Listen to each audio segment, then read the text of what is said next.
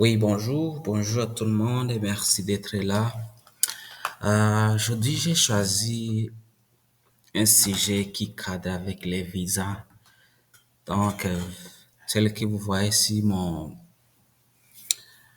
écran, ça dit vérifier les délais de traitement. Donc, on pourra quand même cocher les options qui sont disponibles et puis on pourra quand même avoir une idée pour les visas visiter combien de temps ça peut prendre.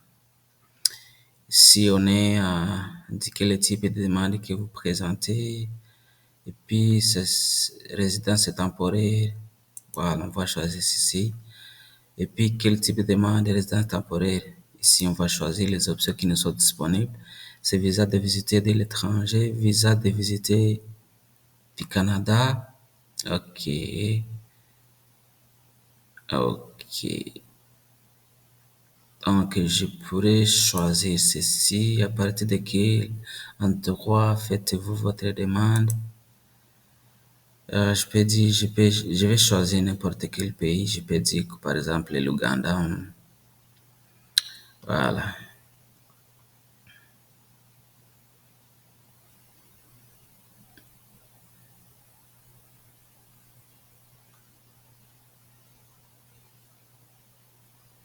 c'est ça.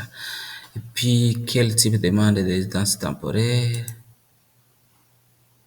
Ok, on va choisir ça. À partir de quel endroit faites-vous votre demande en Ouganda? Voilà, on va voir les délais de traitement. Donc, ça dit ça 42 jours. C'est-à-dire, lorsque vous présentez votre demande aujourd'hui, donc le processus va prendre au moins ça 42 jours. Avant ça, vous ne pouvez pas contacter l'immigration Canada, sinon il va vous demander à quel moment vous avez soumis votre demande. Et puis lorsqu'il voit qu'ils sont quand même à table avec votre demande, il va vous dire qu'il faut attendre. Voilà. J'imagine, je vais voir le calendrier à ça 42 jours, c'est pas 30 qui est par mois. Donc c'est presque 4 mois. Et c'est ça, environ 4 mois et 7 jours. C'est ça.